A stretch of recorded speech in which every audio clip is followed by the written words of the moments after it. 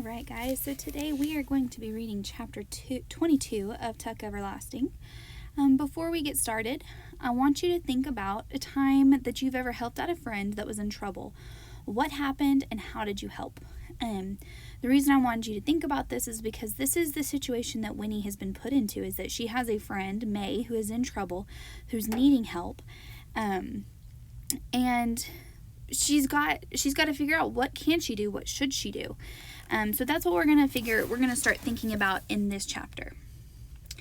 Next morning, Winnie went out to the fence directly after breakfast. It was the hottest day yet, so heavy that the slightest exertion brought on a flood of perspiration and exhaustion in the joints. 2 days before, they would have insisted that she stay indoors, but now, this morning, they were careful with her, a little gingerly, as if she were an egg. She had said, "I'm going outside now," and they had said, "All right, but come in if it gets too hot, won't you, dear?" And she had answered yes. The earth, where it was worn bald under the gate, was cracked and hard as a rock, a lifeless tan color, and the road was an owl of brilliant velvet dust. Winnie leaned against the fence, her hands gripping the warm metal of the bars, and thought about May behind another set of bars in the jailhouse. And then, lifting her head, she saw the toad. It was squatting there. She had seen it first across the road. "Hello," she said, very glad to see it. The toad did not so much as flick a muscle or blink an eye. It looked dried out today, parched. "It's thirsty," said Winnie to herself. No wonder on a day like this. She left the fence and went back into the cottage. "Granny, can I have some water in a dish? There's a toad out front that looks as if he's just about to die of thirst." "A toad," said her grandmother, wrinkling her nose in disgust. "Nasty things, toads." "Not this one," said Winnie. "This one is always out there, and I like 'em. Can I give him a drink of water?" "Toads don't drink water, Winifred. It wouldn't do him any good." "They don't drink water at all?" "No, they take it in through their skins, like a sponge, when it rains." "But it hasn't rained forever," said Winnie, alarmed. "I could sprinkle some water on him, couldn't I? That would help, wouldn't it?" "Well, I suppose so," said her grandmother. "Where is he? In the yard?" "No," said Winnie. "He's across the road." "I'll come with you then. I don't want you leaving the yard alone." But when they came out to the fence, Winnie balancing a small bowl of water with enormous care, the toad was gone. "Well, he must be all right," said her grandmother, "if he could hop off." With mingled disappointment and relief, Winnie tipped the water onto the cracked earth at the gate. It was sucked in immediately, and the wet brown stain it left behind paled and vanished almost as quickly. "I never saw such a heat in my life," said Winnie's grandmother, dabbing uselessly at her neck with a handkerchief. "Don't stay out here much longer." "I won't," said Winnie, and was left alone once more.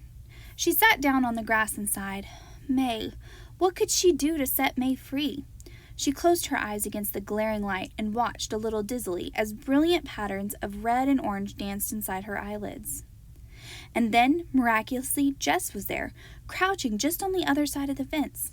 "Winnie," he hissed, "you sleeping?"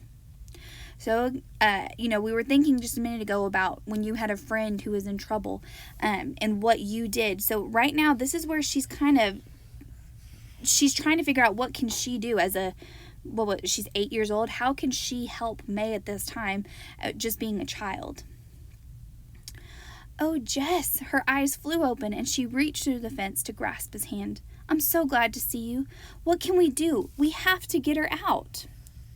So, here we go. Here's the question that they have to figure out. "Miles has got a plan, but I don't see how it can work," said Jess, speaking quickly, his voice almost a whisper. "He knows a lot about carpentering. He says he can take Ma's window frame right straight out of the wall, bars and all, and she can climb through. We're going to try it tonight when it gets dark. Only trouble is that we've been down to see her. Only trouble is that Constable keeps watching her every minute. He's so darn proud of having a prisoner in that new jail of his. We've been down to see her. She's all right, but even if she can climb through the window, he'll come after her soon as he sees she's gone. Seems to me he'll notice right off. That don't give us much time to get away. But we got to try. There ain't no other way. Anyhow, I come to say goodbye. We won't be able to come back here for a long time, Winnie. If we get away, they'll be looking for Ma. Winnie, listen. I won't see you again, not for ages. Look now. Here's a bottle of water from the spring. You keep it, and then no matter where you are, when you're 17, Winnie, you can drink it, and then come find us. We'll leave directions somehow. Winnie, please say you will." So remember a couple chapters ago, he talked about how he wanted Winnie to drink some of the water so that they could get married. Well, now he's actually giving her the bottle because he knows that they're about to leave. So this is him kind of really sealing that he really wants Winnie to drink that water so that they can get married one day.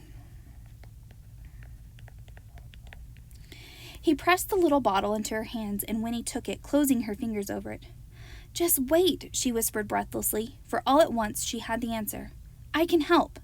When your mother climbs out of the window, I'll climb in and take her place. I can wrap myself up in her blanket, and when the constable looks in, he won't be able to tell the difference.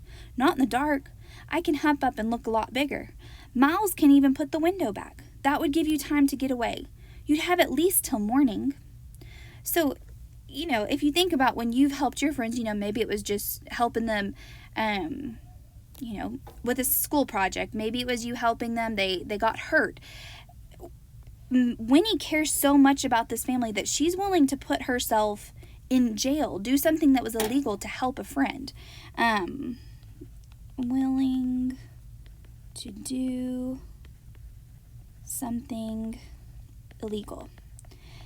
So think about how, this really shows her true feelings for the Tucks and how much she cares for them, that she's willing to do this. Jess squinted at her, and then he said, "Yep, it might work. It might just make the difference. But I don't know as Pa's going to want you taking any risk. What'll they say to you after, when they find out?" "I don't know," said Winnie, "but it doesn't matter. Tell your father I want to help. I have to help. If it wasn't for me, there wouldn't have been any trouble in the first place. Tell him I have to." "Well, all right. Can you get out after dark?" "Yes," said Winnie. "Then, at midnight, Winnie, I'll be waiting for you right here at midnight." "Winifred!" an anxious voice called from the cottage. "Who's that you're talking to?" Winnie stood up and turned to answer. "It's just a boy, Granny. I'll be there in a minute." When she turned around again, Jess was gone. Winnie clutched the little bottle in her hands and tried to control the rising excitement that made her breath catch. At midnight, she would make a difference in the world. I love this line because we remember at the beginning that Winnie was wanting to run away and she was trying to figure out what she would do. She didn't feel like she was making any difference, and now she finally has that opportunity to make a difference in the world, and that's what she sees as being important. So I really like this chapter because we see here that Jess is really serious. He does really care about Winnie. He wants her to drink that water so he can come back to her. But we also see how much Winnie cares about the Tucks, that whole family, because she's willing to put herself in jail to do something illegal to save the family and make sure that the water stays a secret. So I hope y'all enjoyed this chapter, and I will talk to y'all next time.